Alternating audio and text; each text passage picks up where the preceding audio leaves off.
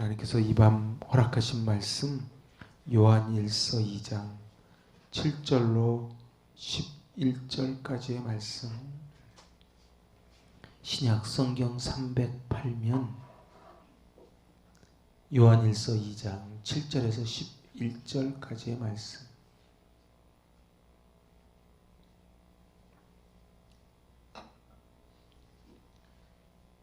우리 한 목소리로 받들어 봉독합니다.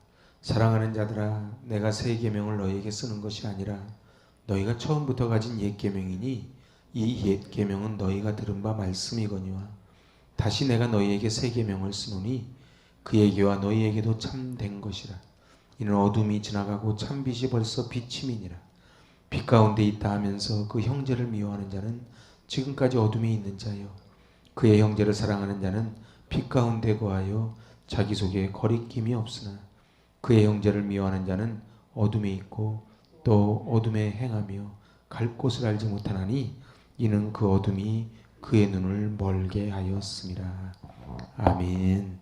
할렐루야. 오늘 이 요한일서 말씀은 참 너무도 주옥 같은 말씀입니다. 우리 지난 세 번에 걸친 요한일서를 한번 쭉 썸머리 해보면은 사도 요한은 이 요한일서를 쓴 목적이 두 가지가 있다 그랬습니다. 첫 번째 목적은 이단의 꾀임에 넘어가지 말라고, 그리고 어떻게 하면 믿음의 확신을 가질 것인지, 어떻게 하면 너희가 뜨겁게 서로 사랑하면서 살 수 있는지 그 방법을 가르쳐 주려고 이제 사도 요한은 가장 늙음하게 이제 마지막 이 노인장이 유서를 씁니다. 지난 시간에도 말씀드렸지만 이 유서라고 하는 것은, 그리고 유언이라고 하는 것은 정말 꼭 하고 싶은 얘기를 쓰는 거겠지요. 우리가 기쁨은 신앙의 시금석인데요, 그래서 성경은 항상 기뻐하라 그랬는데 이 땅을 살다 보면 기뻐하기보다는 낙심되고 불평하고 원망하고 어두우기가 더 쉽지요. 여러분들, 어둠에 가는 거는 노력할 필요가 없어요. 그냥 내비놔 두면 어둠으로 갑니다. 빛으로 가는 거는요, 몸부림을 쳐야 됩니다. 그래서 우리 아이들 엇길로 가는 거 노력할 필요 없어요. 내비놔 두면 엇길로 갑니다. 우리 아이들이 바른 길로 가려면 정말 부모님들이 무릎을 꿇어야 되고 본인들도 노력을 해야지요. 그래서 이제 이 빛에 대해서 설명한 다음에 이제 가장 기초인 빛에 대해 설명하는데 한 계단 위를 설명합니다. 그게 뭡니까? 바로 하나님과의 사귐이에요. 그래서 하나님과의 교제를 나누어라. 근데 하나님과의 교제를 나누는 주범이 뭐예요? 죄입니다. 부모 자식 간의 관계를 끊는 것도 죄입니다. 부부지간의 관계를 끊는 것도 죄지요. 공동체가요, 죄가 들어오면 그 공동체는 반드시 깨지게 되어 있습니다. 사기꾼들이 천년만년 영원히 우정 변치 않고 살더라는 얘기는 들어본 적이 없습니다. 그런데 이 죄를 어떻게 하면 깰 것이냐, 우리 힘으로는 깰 수가 없어서 성령께서 말할 수 없는 탄식으로 우리를 위해 친히 간구하시는데 바로 보혜사 성령을 바로 보내신 분이 누구예요? 예수 그리스도다. 그래서 2장 1절에 뭐라 그래요? 우리에게 대언자가 있으니 곧 의로우신 예수 그리스도니라. 대언자가 있다는 거예요. 생각해 보세요. 내 대신 변호사가 있으면 얼마나 좋겠어요. 그죠? 내 대신 누가 다, 나는 말을 너무 억울한데 너무 답답한데 말 한마디 못하고 있는데 옆에서 내 얘기를 대신 다 해주는 거예요. 그래서 이 사람 무죄라고 땅땅땅 해주는 거예요. 제가 지난번에 우연히 뭐 1,000원짜리 변호사인가? 그 유튜브로 제가 한 두 컷을 보니까, 야, 그런 변호사 있으면 좋겠어요. 그죠? 1,000원만 받고 변론을 해줘요. 그런데 전과범이라는 이유로 무조건 감옥으로 몰려 들어가고 엉뚱한 증인까지 있어가지고 100% 감옥에 있는데 이 1,000원짜리 변호사가 얼마나 변론을 잘하는지 기가 막힌 증거를 들이대면서 변론하면서 결국 무죄로 풀어주는 거예요. 그런 변호사 있으면 좋겠죠? 안 좋아요? 우리가 이 땅을 살아가면서 너무 힘들잖아요. 근데 나를 대신해서 변론해 주는 분이 계신데 그분이 누구다? 바로 예수 그리스도라는 거예요. 예수 그리스도께서 우리를 위하여 변론해 준다. 요한일서에 쓴다는 단어가 13번 나온다 그랬지요. 그런데 2장에만 11번 나와요. 내가 이거를 쓰는데 누구한테 써요? 자녀들에게 쓰고 아비들에게 쓰고 청년들에게 쓰고 사랑하는 자들에게 쓰고 다 쓰는 거예요. 그리고 함께했던 교우들에게 한 사람 한 사람 얼굴을 떠올리며 씁니다. 그러니까 이 사도 요한이 이제 마지막 인생 마지막을 되면서 내가 이것을 너에게 쓰면 그러면서 써내려갑니다. 자기의 바람이고 소원이고 기대가 바로 유서지요. 자기는 비록 몸은 떠나지만 이제 마음만은 너희와 함께하겠다. 내 가르침을 꼭 따라다오. 그래서 쓰는 게 유서입니다. 그런데 오늘 2장 1절에서 뭐라 그래요? 내가 이걸 너희에게 쓰는 것은 너희로 죄를 범하지 않게 하려 함이라. 우리는 죄에 노출되어 삽니다. 우리 아이들도 그래요. 학교를 가고 밖을 나가면은 온통 죄에 노출돼 삽니다. 그래서 정말 우리 아이들 많이 기도하면서 키워줘야 돼요. 왜냐하면 우리 아이들이 생활하는 학교는 제가 요 위에 편의점이 있잖아요. 편의점 앞에 제가 애들 그 사발면 먹는 애들을 제가 이렇게 쳐다보고 대화하는 걸 들어보면요. 연령대별로 다릅니다. 연령대별로 다릅니다. 근데 제가 딱 느끼는 거는 내가 물어봤어요. 너희 몇 학년이니? 5학년이래요. 5학년 정도만 딱 되면 애들이 대화가 달라요. 오늘 이 죄를 치워내야 되는데 이 죄를 우리는 치워낼 방법이 없어요. 죄를 이겨낼 수가 없어요. 그래서 죄가 우리에게 몰려들어오면 우리가 그걸 이겨냅니까? 못 이겨냅니다. 마약 사범만 중독에서 못 나오는 게 아니에요. 현대인들도 다 중독이 되어 있지요. 그런데 그 죄를 이제 우리를 대신해서 변호해 주는 분이 예수 그리스도다. 그분이 화목 제물이 되었다. 그런데 오늘 이제 지난 시간에 봤던 거에 의하여 오늘 이제 7절로 연결되면 바로 하나님이 요구하는 계명이 있는데 그게 뭐다? 사랑이라는 거예요. 요한복음 13장 34절에 보면요. 새 계명을 너희에게 주노니 서로 사랑하라. 근데 이상하지요? 옛날에 구약시대 때도 사랑하라가 있었잖아요. 그런데 예수님이 뭐라 그래요? 새 계명을 너희에게 주노니 서로 사랑하라. 그러면서 그 다음에 뭐라 그래요? 내가 너희를 사랑한 것 같이 너희도 사랑하라. 여러분들 좋은 멘토를 만나고 좋은 스승을 만나는 건 복입니다. 예수 그리스도가 우리에게 가장 좋은 스승이요 멘토인 줄로 믿습니다. 근데 우리 주님이 말씀하시는 거예요. 내가 너희를 사랑한 것처럼 이제 너희도 사랑하라. 그러니까 계명을 지키라는 말이 다른 말로 이야기하면 무슨 얘기예요? 사랑하라. 근데 사랑하라는 말이 무슨 말이에요? 순종하라. 우리 지난 시간에 로마서 때 봤지요.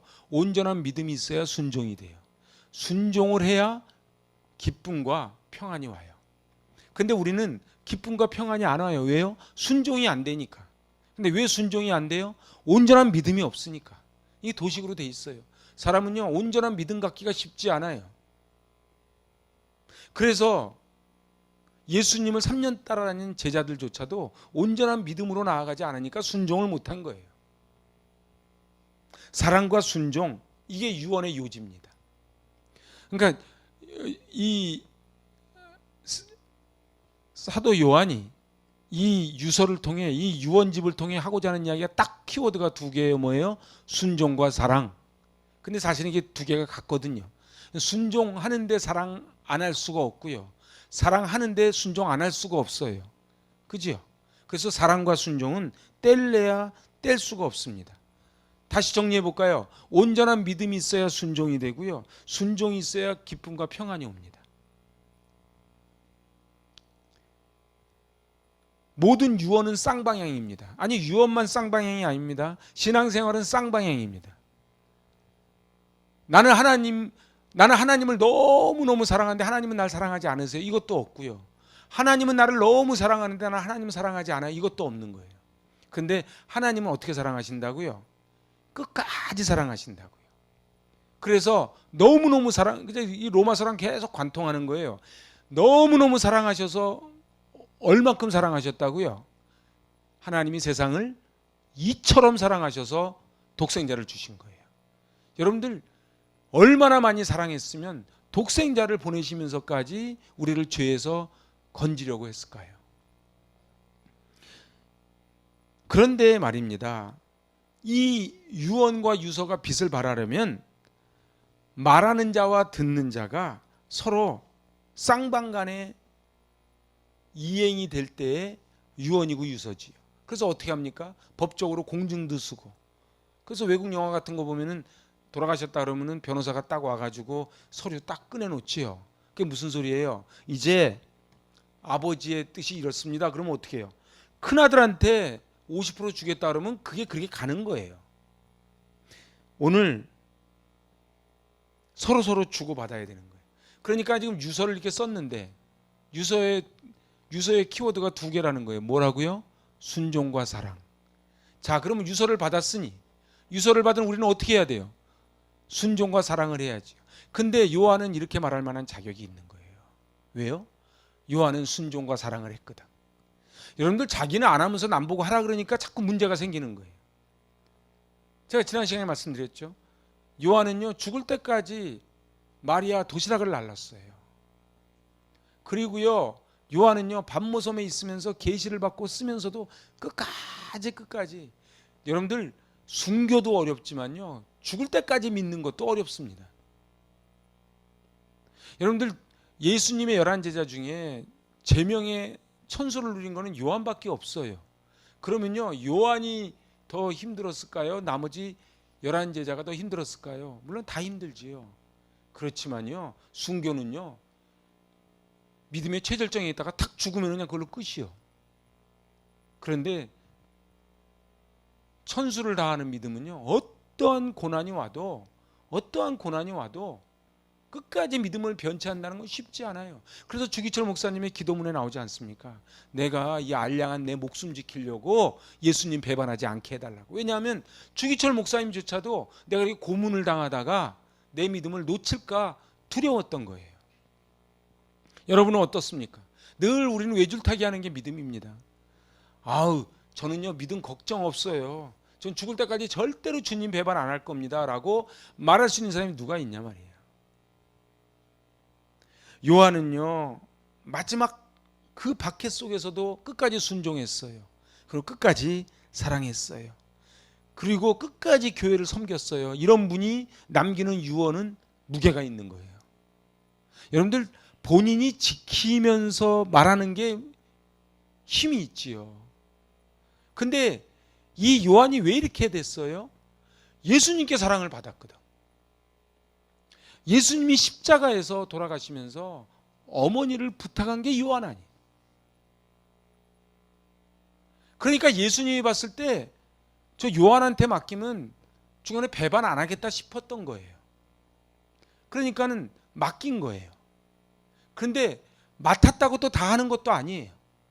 맡았는데 그걸 끝까지 지키는 것도 대단한 거죠. 여러분 어떻습니까? 주님이 저와 여러분에게 이 교회를 맡기신 거예요. 어떻게 생각하십니까? 주님이 목사한테만 맡기지 않으셨어요. 함께 교회를 세워가라고 맡겼어요. 그런데 어느 때는 그 짐이 부담스럽잖아요. 그죠? 부담스럽지만 상급이 큰 거예요. 사람하고 동물이 차이가 뭐예요? 동물은요, 상급이고 뭐고 당장 좋은 거 합니다. 근데 사람은요, 지금 당장 힘들어도 상급이 있으면 그걸 따라가는 게 사람이지요. 오늘 우리 주님이 우리에게 이 교회를 맡기셨어요. 그래서 죽도록 충성하라. 내가 생명의 면류관을 주겠다. 죽도록 충성하는 게 무슨 뜻이라고요? 끝까지 변치 않는 성실한 게 충성이라고요. 제가 가끔 말씀드리죠. 목사가요, 제일 고마운 분이 어떤 분인 줄 아십니까? 늘 자리 지켜주는 분이에요. 재주가 별로 없어도 돼요. 근데 그 자리를 지켜주면 그게 고마운 거예요. 근데 막 할 때는 막 온 교회를 다 떠맡을 것 같이 하다가 어느 날 또 잠수 탔다가 또 나타났다가 막 이러면은 이제 막 불안해지는 거예요. 우리 아름다운 유언과 유서는요, 삶을 통해 만들어집니다. 삶을 통해 만들어지는 거예요. 그래서요, 퇴계 선생님 그 소수서원, 도산서원 이런 데를 가보면요, 그 퇴계 선생님의 그 삶을 보고 따라가는 거예요. 그래서 하늘천 따지로만 배우는 게 아니고 삶을 통해 배우는 거예요. 진정한 스승이 누구예요? 삶을 통해 보여주는 게 스승이죠. 진정한 부모가 누구예요? 삶을 통해 보여주는 게 진정한 부모지요. 그래서 말과 행동이 일치될수록 오래 남습니다. 유언이 중요한 거는요, 유언을 기억하는 게 아니고 그 유언을 남긴 분의 삶을 기억합니다. 그래서 우리는 항상 우리를 점검해 봐야 돼요. 나는 과연 어떤 삶을 남겨놓을 것인가. 오늘 하나님과 가까워지는 비밀이 뭐라고요? 죄를 멀리하는 거예요. 그래서 이 죄를 멀리해야 되는데, 이 죄라는 놈이 멀리하고 나면은 좀만 있으면 또 들어와 있고 또 들어와 있고 이러잖아요. 그 자꾸 무너지는 거예요. 요한일서 3장 8절에서 뭐라 그래요? 죄를 짓는 자는 마귀에게 속했다 그러잖아요. 그러니까 간단한 거예요. 죄를 지면은 내 안에 마귀가 들어온 거예요.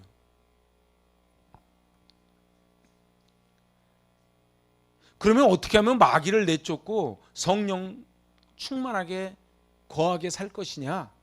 간단해요. 그냥 은혜예요. 기도와 말씀이에요. 그래서 말씀이 받침이 되어 있지 않은 기도는요, 힘이 없습니다. 말씀이 받침이 돼야 돼요. 말씀이 뒷받침이 된 기도라야 기도가 힘이 생깁니다. 그래서 하는 것이 학가답니다.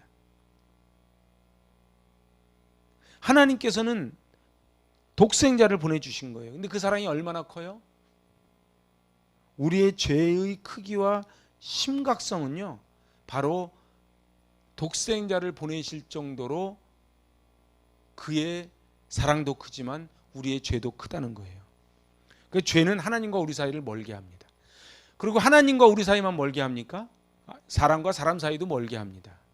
여러분들 절대로 거짓말로 공모한 사람들은 오래 못 갑니다. 자, 첫 번째는 죄를 멀리함으로 하나님과 가까워지지요. 두 번째는 말씀을 가까이 함으로 하나님과 가까워집니다. 그래서 오늘 요한은 3절에서 뭐라 그래요? 그의 계명을 지키면. 계명이 뭐예요? 말씀이지요.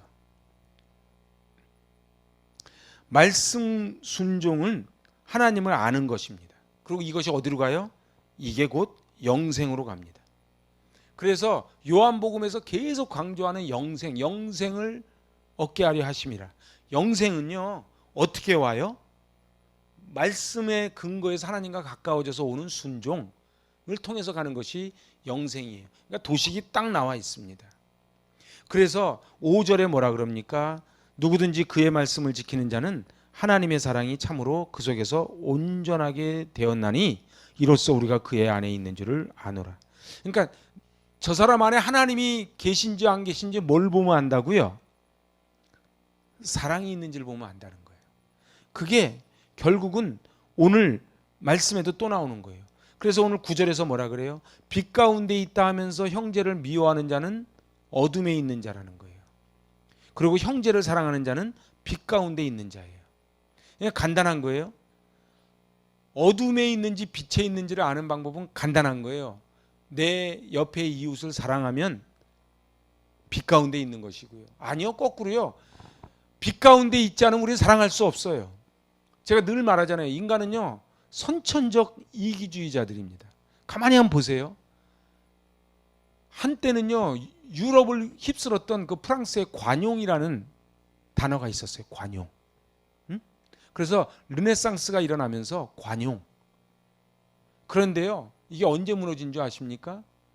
유럽에 빈곤이 오면서 무너졌어요. 먹을 게 사라지니까 관용이 없어지더라고. 어떤 통계에 의하면요, 미국 사람 한 사람이요, 케냐 사람보다 500배를 먹는데요. 별로 안 믿겨지죠. 저도 잘 안 믿겨져. 나도 500배를 먹는데 통계가 그랬대. 근데 놀라운 게 뭔지 아십니까? 미국 사람보다 케냐 사람이 더 행복하대. 행복 지수가. 그럼 어떻게 되는 거예요?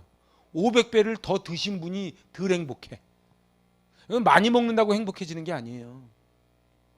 제가 설교는 참 조심스러운데요. 나는 이 먹방이 왜 이렇게 많은지 모르겠어요. 먹어야죠. 근데 먹는 게 그렇게 중요한지 모르겠어요. 온통 다 먹방이야. 나 그분들은 진짜, 나 물어보고 싶어. 진짜 다 먹는 건지 먹는 신용만 내는지. 아니 그렇게 다 먹고 살아요? 막 폭풍 흡입을 막 하는데 진짜로 그렇게 먹으면서 어떻게 사는 거야? 내가 볼 때 흉내만 내는 것 같아. 어쨌든 간에 말이죠. 500배를 더 드시는 분들보다 500배를 더 못 먹는 케냐 사람이 더 행복하다는 거예요.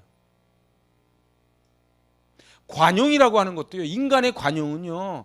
이 르네상스에서 나오는 관용은 내가 있을 때까지만 관용입니다. 내가 돈 있을 때, 내가 먹을 거 있을 때, 그때 관용이에요. 근데 정말로 내가 딱 밥이 한 그릇이야. 둘 중에 한 사람만 먹어야 돼. 그럼 어떻게 돼요? 성경에 있는 것처럼 오늘은 네 새끼 잡아먹고 오늘은 내 새끼 새끼를 잡아먹는 그런 말도 안 되는 것 같죠? 근데 그렇게 된다는 거예요. 그래서 사랑밖에 없다는 거예요. 이 사랑이 아가페 사랑은요. 우리는 도저히 할 수가 없는 사랑이에요. 그래서요. 사랑 말하지만 이 땅에 사랑이 없는 거예요. 오늘 성경은 말씀합니다. 사람이 나를 사랑하면 내 말을 지키리니. 잘 보세요. 내가 예수님 사랑합니다. 우리 노래 부르잖아요. 주님 사랑해요. 주님 사랑해요. 그럼 주님 사랑합니다. 그러면 당연히 따라오는 게 뭐라고요?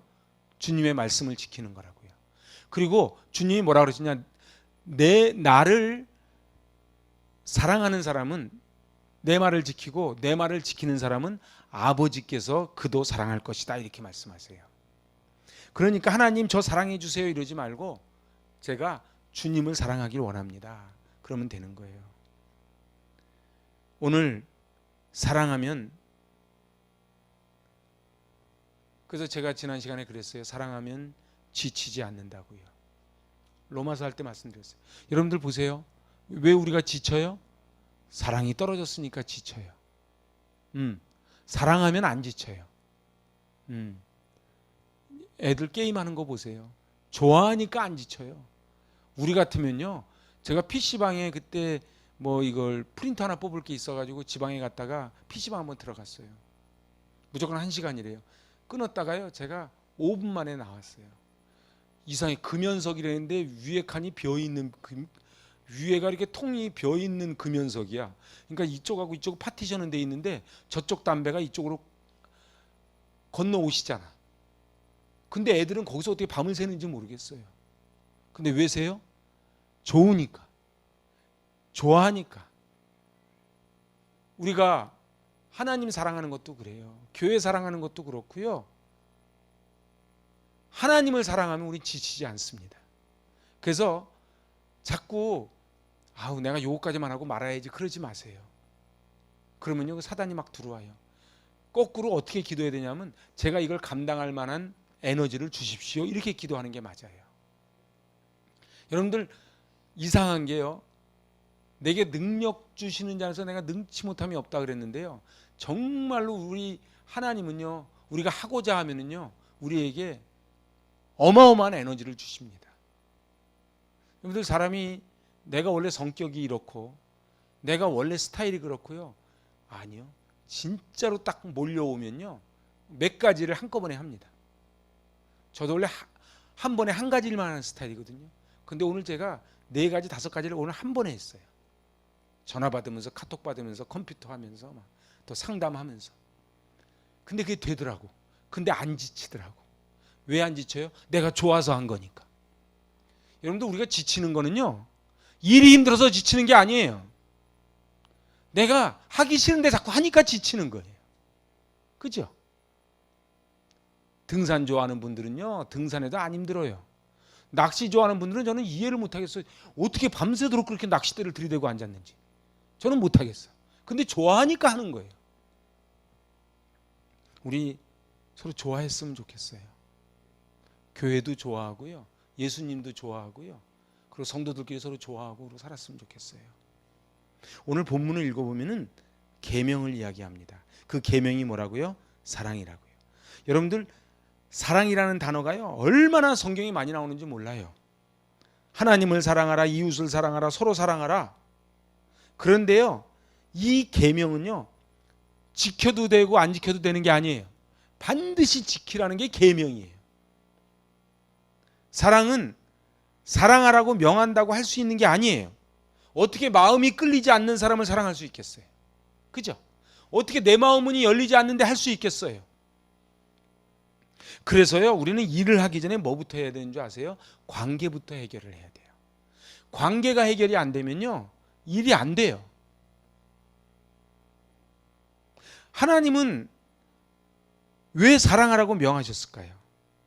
세상 사람들이 하는 사랑은 참사랑이라고 보시지 않았기 때문에 사랑하라고 계속 말씀하시는 거예요. 창세기 2장 23절에 보면요 아담이 최초의 사랑 고백이 나옵니다. 이는 내 뼈 중에 뼈요 살 중에 살이라. 아담이 하와를 보고 처음 했던 사랑 고백이 이거보다 더 멋있는 사랑 고백이 어디 있어요? 뼈 중에 뼈고 살 중에 살이라. 한마디로 하와가 내 뼈와 같고 내 살과 같다는 소리 아니겠어요? 그래서 뭐 드라마 저것처럼 뭐 네가 내 안에 들어오고 내가 네 안에 들어가고 막 그러는 거예요. 그런데 가만히 묵상하면요 이 얘기는 무슨 얘기인 줄 아세요? 아담은 하와에게서 자기를 본 거예요. 그래서 살 중에 살이고 뼈 중에 뼈라 그런 거예요. 사랑한다는 게 뭐예요? 그 사람에게서 내 자신을 보는 게 사랑이에요. 하와에게서 자기를 느낀 거예요. 그래서 하와의 기쁨이 나의 기쁨이 되는 거예요. 하와의 아픔이 나의 아픔이지요. 그런데요 조금 넘어가서 12절로 가면요 아담이 이르되 하나님이 주셔서 나와 함께 하신 여자 그가 그 나무 열매를 내게 주셨으므로 내게 먹었나이다. 자, 그러니까 내 뼈 중에 뼈요 살 중에 살이라고 말했던 이 아담이 불과 20절도 안 지나서 뭐라고요? 하나님이 주신 여자, 그 여자가 먹으라 해서 나는 먹었지 가로 열고 나는 아무 죄가 없습니다 그러는 거예요. 이 얘기는 거꾸로 얘기하면 아담과 하와가 분리가 된 거예요. 그러면 사랑이 뭐예요? 저 사람 속에 내가 들어가고 내 속에 저 사람이 들어오고 그걸 사랑이라 그러죠. 예수님 사랑이 뭐예요?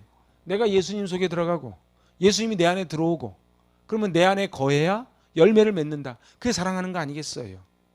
아담은 더 이상 하와가 기뻐하는 것을 하와처럼 기뻐할 수 없게 됐고 하와가 아파하는 것을 하와처럼 아파하지 않았어요. 왜요? 죄가 들어왔기 때문에. 근데 더 중요한 건 뭐예요? 여전히 부부라는 거예요.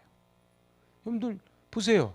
3장 12절에서 나왔을 때가 부부 아니에요? 부부예요. 때로는요 인간이 타락하고 범죄한 다음에 사랑이 변질됩니다. 그러니까 에덴 동산의 사랑은 살 중에 살이요 뼈 중에 뼈인 사랑이 사랑이에요. 에덴 동산 사랑이. 근데 죄가 들어온 다음에 어떻게 해요? 이제 너의 아픔이 나의 아픔이 아니야. 너의 기쁨이 나의 기쁨이 아니야. 그래서 어떻게 해요? 다 자기중심적이고 이기적이 돼요. 왜 사랑해요? 나 좋자고 사랑하는 거예요. 나 좋자고 사랑하는 거예요. 어떻게? 그렇지 않은가요? 누가 뭐 강원도 남자랑 제주도 여자랑 결혼했대요. 서로 바라는 게 있는 거예요. 서로 잘해주기만 바라는 거예요. 내가 뭘 좀 해주려고 하는 게 아니에요. 사랑하고 말고도 자기가 결정하고 사랑할 사람을 자기가 선택합니다. 결혼식 할 때 우리가 왜 촛불 켜고 왜 면사포 쓰는 줄 아세요? 그 이유를 알고 해야 되거든. 난 너무 안타까운 게 그런 의미를 설명해 주는 데가 없어. 여러분들 저 신부 신랑 엄마 나와서 점화하죠. 그 왜 점화해요? 왜 면사포는 해피면 하얀색이에요? 오늘 뭐 결혼학교가 아니니까. 그 중요한 거는 사랑의 진정한 의미를 알고 이곳이 이제 하나님의 지성소가 되겠습니다라는 고백이거든요. 그래서 목사님이 딱 거기 쓰는 거예요. 그래서 목사님이 줄였을 땐 사회가 필요 없는 거예요. 결혼식이라 그러잖아요. 결혼 예식이라 그러지. 중요한 거는요, 제자들에게 잘못된 사랑을 바로잡으라고 말씀하십니다. 잘못된 사랑이 어떤 사랑이에요? 이기적인 사랑, 자기중심적인 사랑. 그거 하지 말고 참 사랑을 해라. 그게 새 계명이에요. 그 새 계명. 여기서 지금 8절에 다시 내가 너희에게 새 계명을 쓰노니, 새 계명을 쓰는 거예요. 이렇게 볼 때 마음을 따라 하는 게 아니고요, 계명을 따라가는 거예요. 마음에 끌리는 감정에 휘둘리지 않고 말씀에 순종하며 내 계명을 지키라는 거예요. 사랑이 계명이라는 게 결국 말씀을 따르고 순종하는 거예요. 그래서요, 이게 어려운 거예요. 안 돼요. 아니, 안 믿는 사람은 아예 말할 것도 없고요, 믿는 사람들도 이게 안 돼요. 그래서 어떻게 해요? 교회 안에서 여전히 이기적이에요. 그래서 내가 친한 사람들끼리만 친하고, 내가 말하고 싶은 사람만 말하고, 내가 이쁜 사람만 뭘 주고, 미운 사람은 안 쳐다보고, 그거는 새 계명이 아니요, 흔계명이지. 마치 아담과 하와의 범죄한 다음의 모습으로 사랑하는 거예요. 여전히 부부래니까요. 아담과 하와가 부부래니까. 근데 부부인데 이제는 너의 아픔이 나의 아픔이 아니야. 너의 기쁨이 나의 기쁨이 아니야.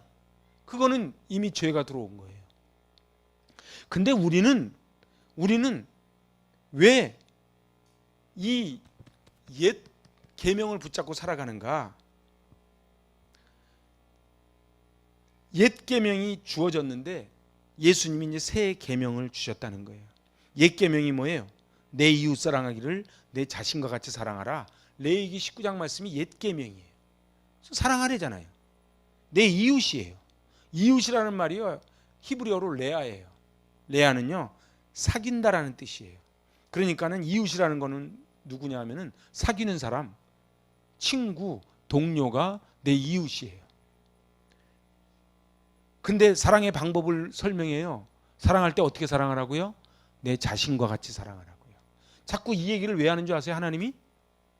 아담과 하와 이래로는 네 아픔이 내 아픔이 아니기 때문에 자꾸 네 자신처럼 상대방을 사랑하라고 자꾸 설명하는 거예요. 에덴 동산에서는 이게 설명할 필요가 없어. 뼈 중에 뼈요, 살 중에 살인데 이런 설명을 뭐하러 하겠어요? 그죠?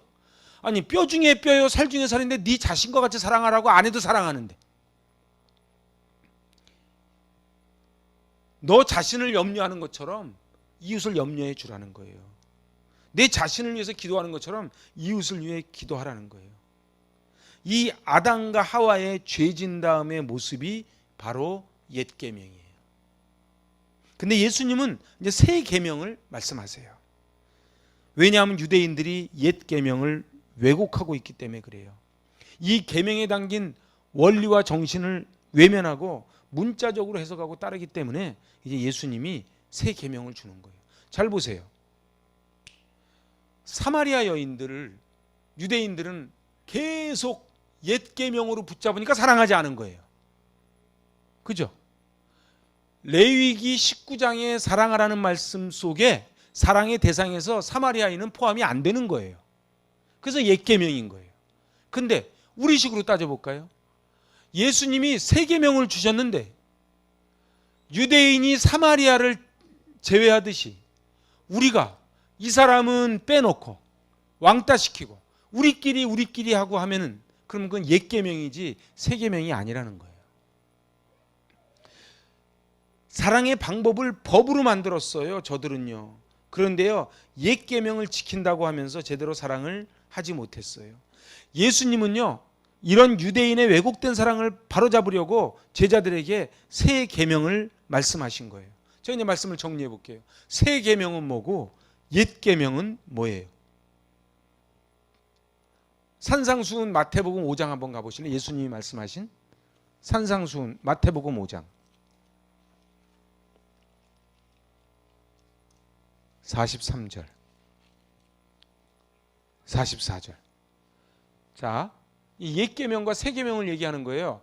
마태복음 5장 43절 44절 읽습니다. 또 내 이웃을 사랑하고 내 원수를 미워하라 하였다는 것을 너희가 들었으나 나는 너희에게 이르노니 너희 원수를 사랑하며 너희를 박해하는 자를 위하여 기도하라. 이게 새 계명이에요.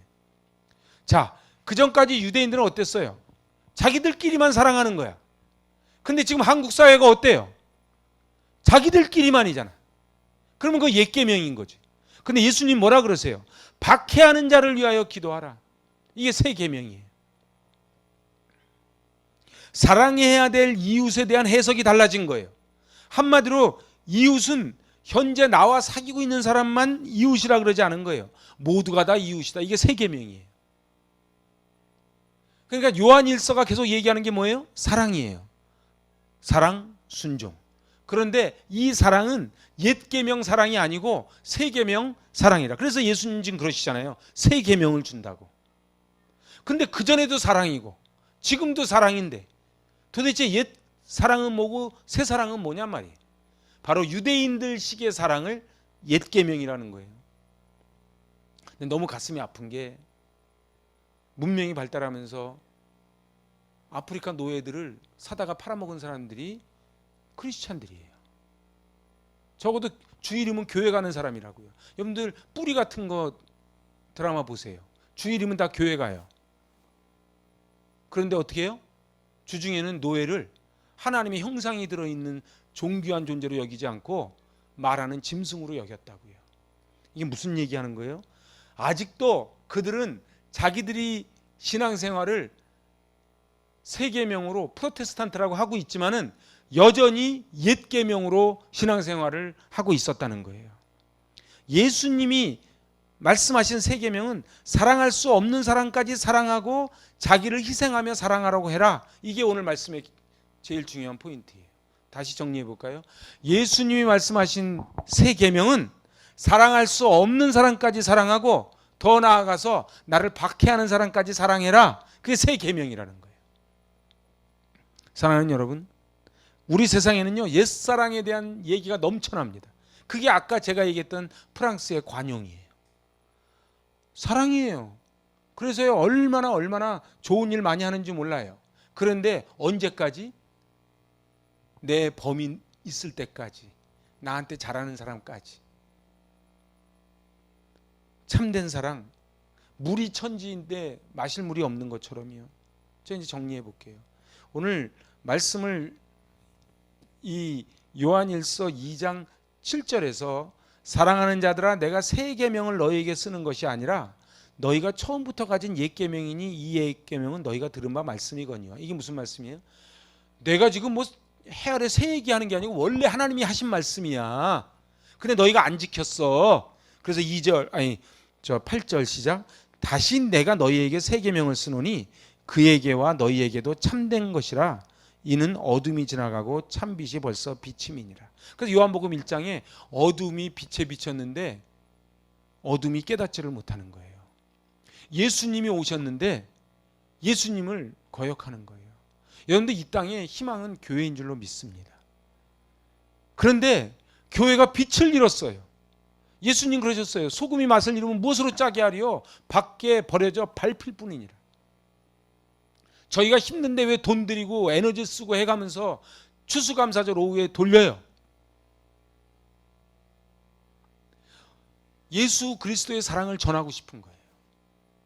저희가 왜 새생민잔치를 준비해요?